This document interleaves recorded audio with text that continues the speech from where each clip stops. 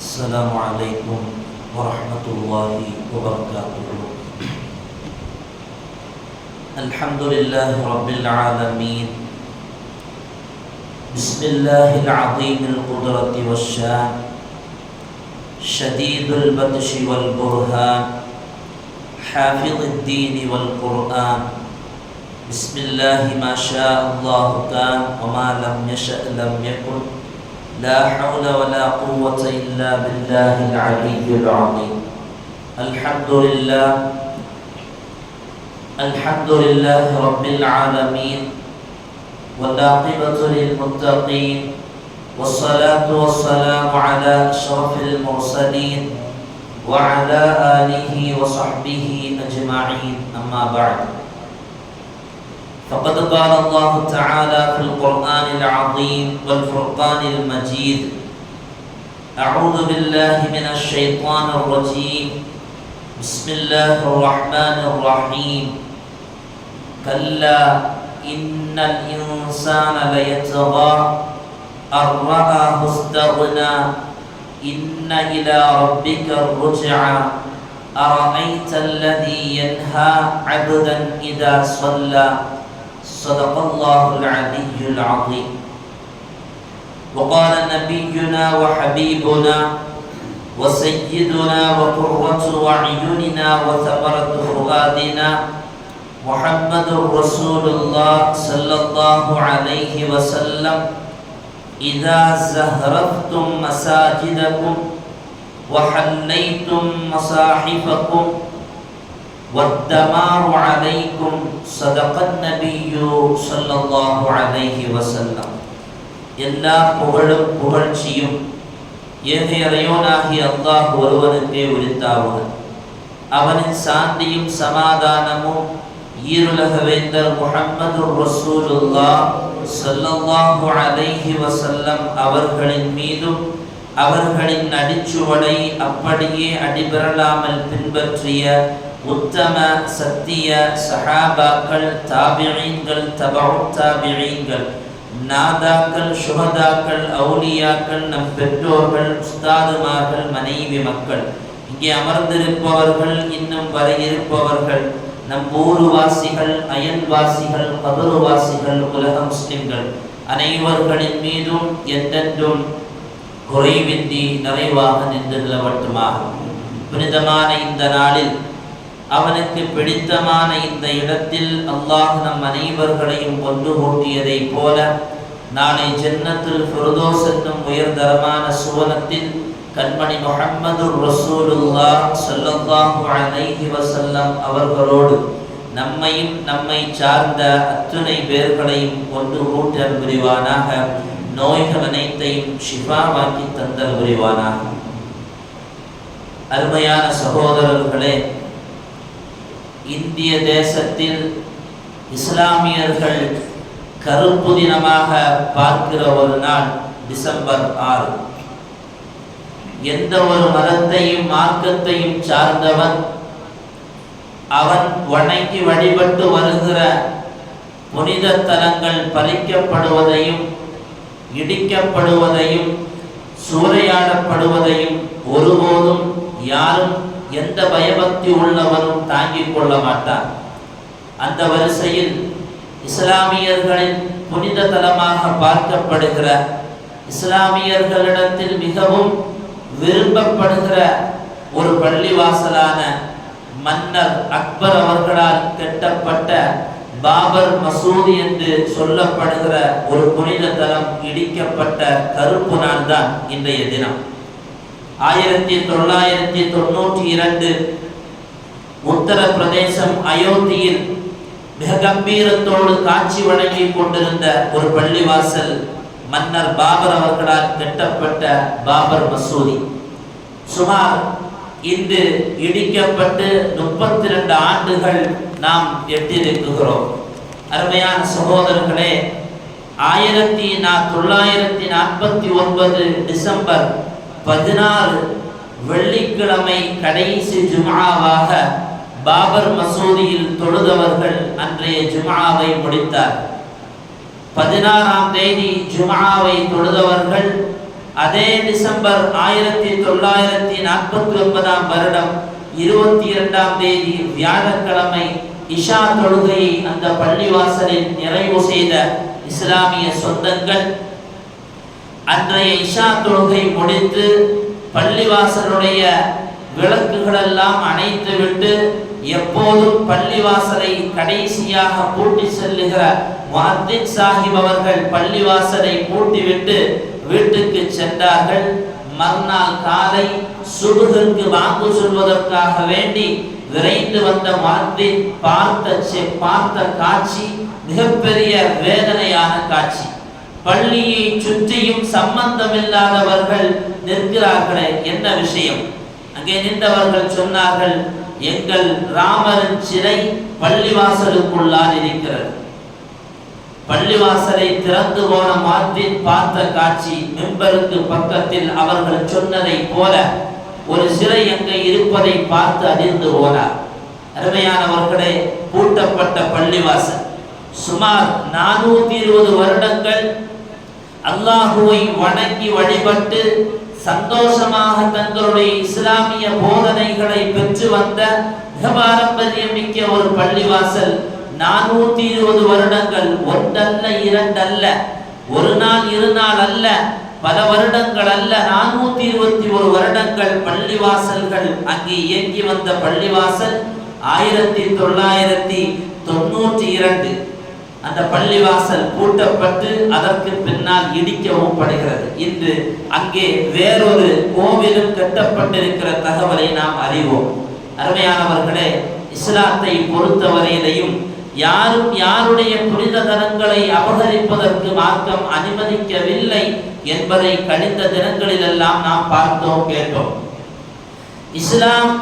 இஸ்லாமிய ஆட்சியில் சையதுனா முஹம்மது ரசூலுல்லாஹ் ஸல்லல்லாஹு அலைஹி வஸல்லம் அவர்கள் வாழ்ந்த காலமும் சரி, அவர்களுக்கு பின்னால் வந்த ஹலீஃபாக்களுடைய ஜனாதிபதிகளாக வந்த சஹாபாக்களின் ஆட்சி காலத்திலும் சரி, ஒரு பள்ளிவாசல் அல்லது பள்ளிவாசலை கடந்து வேறு சிந்தனையில் பிரமத சிந்தனையில் வாழ்ந்த மக்களின் புனித தலங்கள் எல்லாம் பாதுகாக்கப்பட்டதாகத்தான் வரலாற்றில் பார்க்க முடியுமே ஒழிய ஒரு சின்ன கீறல் கூட அவர்களுடைய ஆலயங்களில் விழுந்ததாக வரலாற்றில் பார்க்க முடியாது.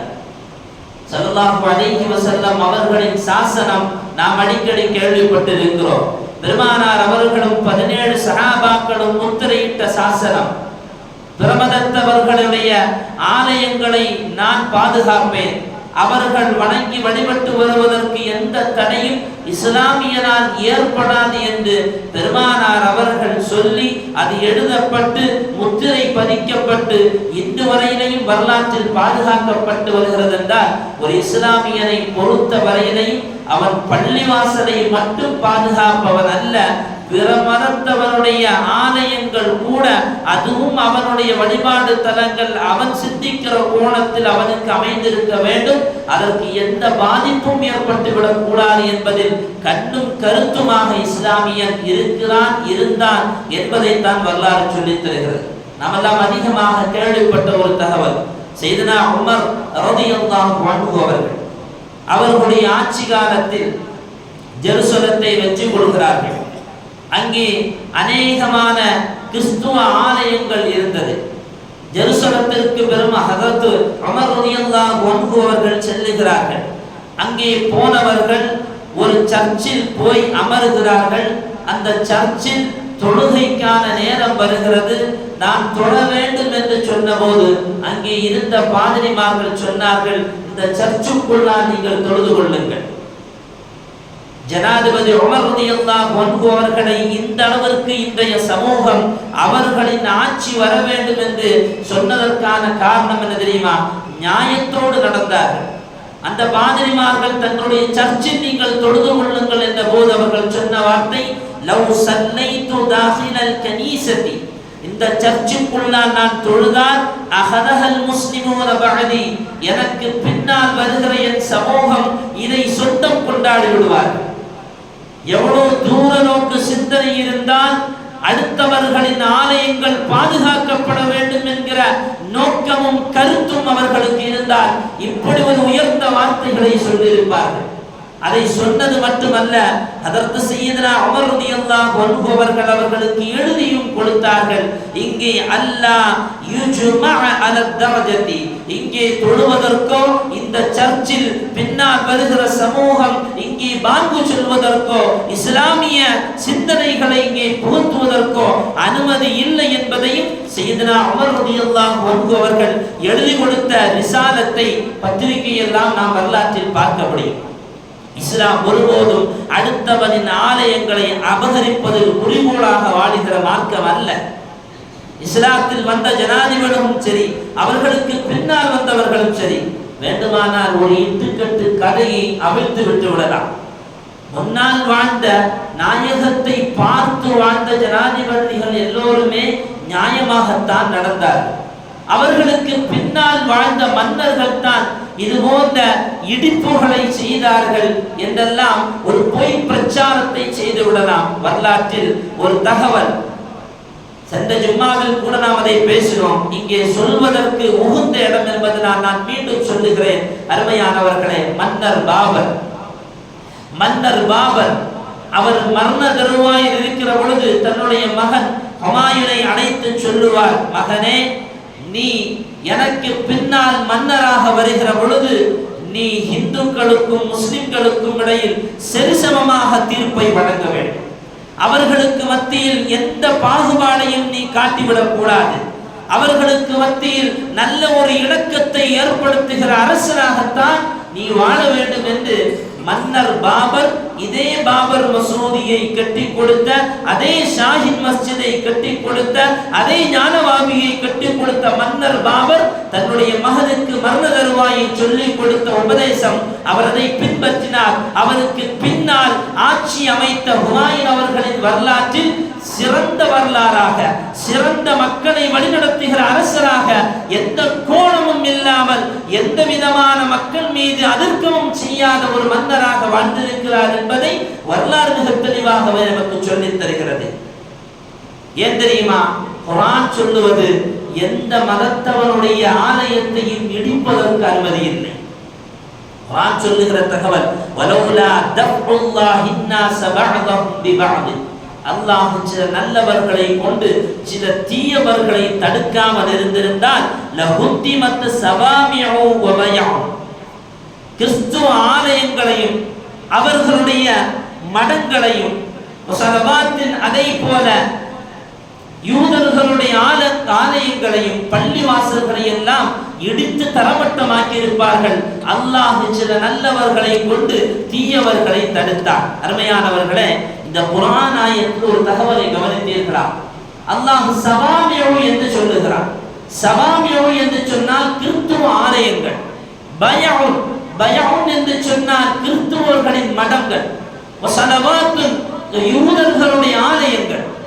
அல்லாஹ் குர்ஆனில் வெறும் பள்ளிவாசலை மட்டும் சொல்லவில்லை, முன்னால் வாழ்ந்த எத்தனையோ அக்கிரமக்காரர்கள் அநியாயம் செய்தவர்களிடத்தில் இருந்து அல்லாஹ் பள்ளிவாசலை மட்டும் பாதுகாக்கவில்லை, அங்கே அந்த சமுதாயத்தில் வாழ்ந்த ஹஜ்ரத் மூசா நபி அலைஹிஸ்ஸலாம் அவருடைய காலத்தில் வாழ்ந்த மக்களும் சரி, ஈசா நபியுடைய காலத்தில் வாழ்ந்த மக்களும் சரி, முஹம்மது ரசூலுல்லாஹ்வுடைய காலத்தில் வாழ்ந்த மக்களும் சரி, அவர்கள் இஸ்லாமிய சிந்தனை இல்லாதவர்களாக இருந்தாலும் அவர்கள் எதை வழிபட்டு வந்தார்களோ அவர்களுடைய ஆலயங்கள் எல்லாம் பாதுகாக்கப்பட்டது என்பதை குர்ஆன் மிக தெளிவாகவே நமக்கு சொல்லித் தருகிறது. ஆனால் இன்றைக்கு இஸ்லாமியர்கள் மீது வைக்கப்படுகிற அநியாய வார்த்தைகள் வேண்டுமானால் இவர்கள் நினைத்து விடலாம், மிக இலகுவாக இது போன்ற செயல்களை செய்வதன் மூலமாக இஸ்லாத்தை அழித்து விடலாம் என்கிற ஒரு தவறான சிந்தனைகள் அவர்கள் அல்ல, அவர்களுடைய மூதாதையர்களிடமிருந்து அவர்களுக்கு வருகிற வாரிசான சொத்து. குர்ஆன் சொல்வது என்ன தெரியுமா? யுரீதூன லியுத்ஃபிஉ நூரல்லாஹி பிஅஃப்வாஹிஹிம். இஸ்லாமிய எதிரிகள் அல்லாஹ்வுடைய பிரகாசத்தை அழிப்பதற்கு நாடுகிறார்கள். ஊதி வாயால் ஊதி அணைத்து விடலாம் என்று நினைக்கிறார்கள். வல்லாஹ், அல்லாஹ் முத்திம்மு நூரிஹி, அவருடைய பிரகாசத்தை அவன் பரிபூர்ணம் செய்வான். வலௌ கரிஹல் காஃபிரூன், இறை மறுப்பாளர்கள் வெறுத்தாலும் சரிதான், இஸ்லாமிய சிந்தனையை, ஏகத்துவ பிரச்சாரத்தை அல்லாஹ் ஒருவன் தான் வணங்குவதற்கு தகுதி படைத்தவன் என்கிற உச்ச வார்த்தையை எவன் வெறுத்தாலும் சரிதான், வல்லாஹு முத்திம்மு நூரிஹி, அவனுடைய பிரகாசத்தை ரப்பு பூர்த்தி செய்வான் என்பதை மிக தெளிவாகவே இஸ்லாம் குர்ஆன் வாயிலாக நமக்கு சொல்லித் தருகிறது.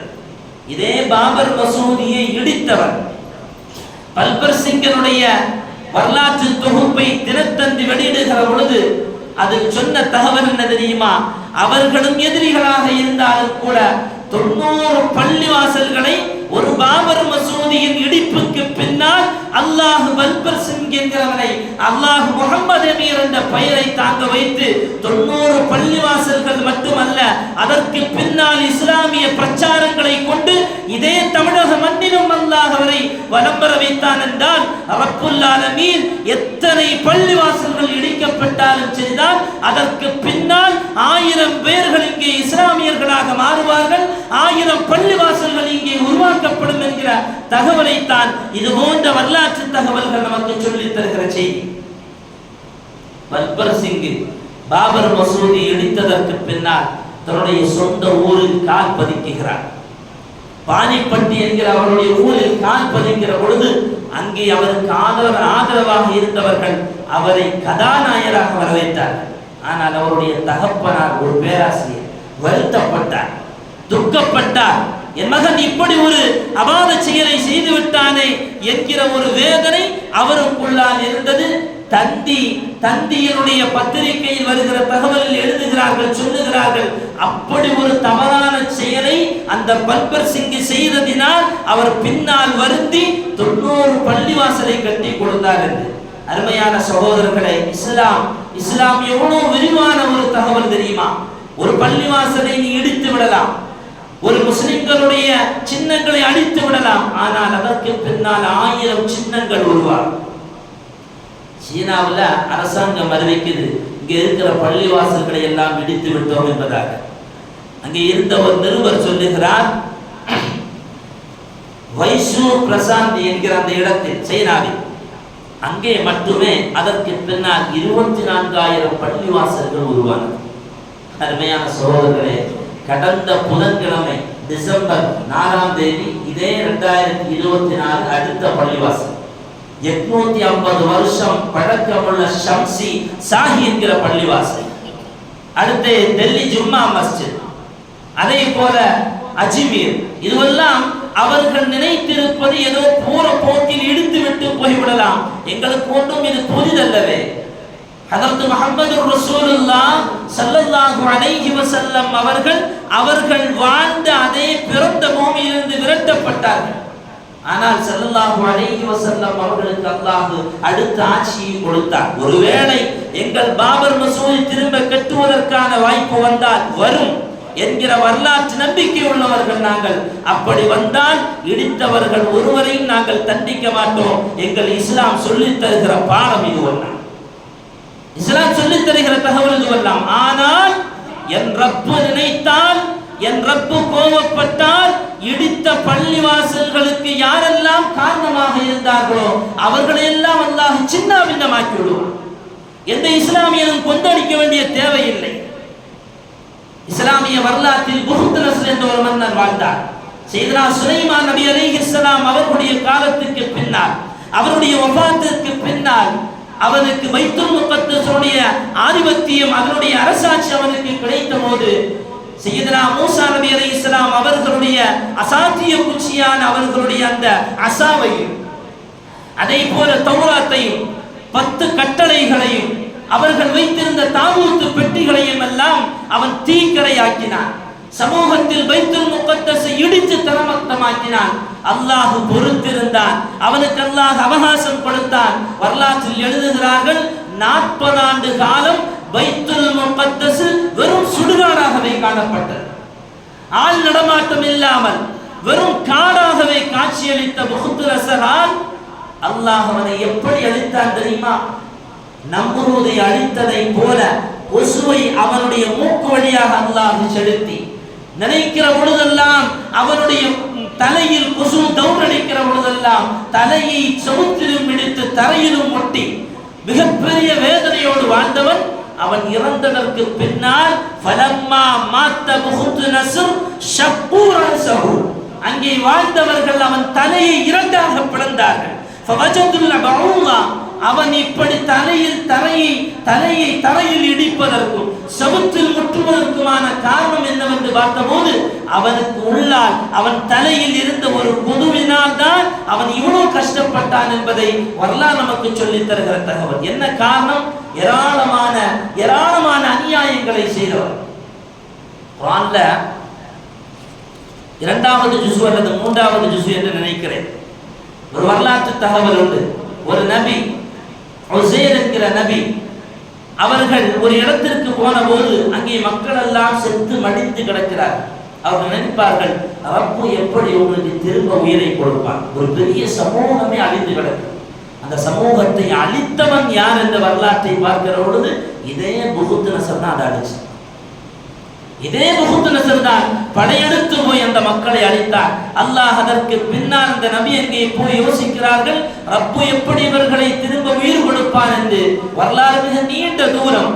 அல்லாஹ் அதற்கு பின்னால் அவனுடைய குதிரத்தை அங்கே செலுத்தியதாக அந்த குர்ஆன் செய்தியை நாம் பார்க்க முடியும். அருமையானவர்களை, இப்படி ஒன்றல்ல இரண்டல்ல, அபாபீலை கொண்டு அல்லாஹ் ஒரு ஆபிரகாம் என்பதை அழித்தான் அல்லவா? அபாபீலை கொண்டு என்ன காரணம்? மக்காவை நோக்கி படையெடுத்தான். மக்காவை அழிப்பதற்காக வேண்டி அங்கிருந்து யமன் தேசத்திலிருந்து புறப்பட்டு வந்தவன் கடைசியில் என்ன ஆனான்?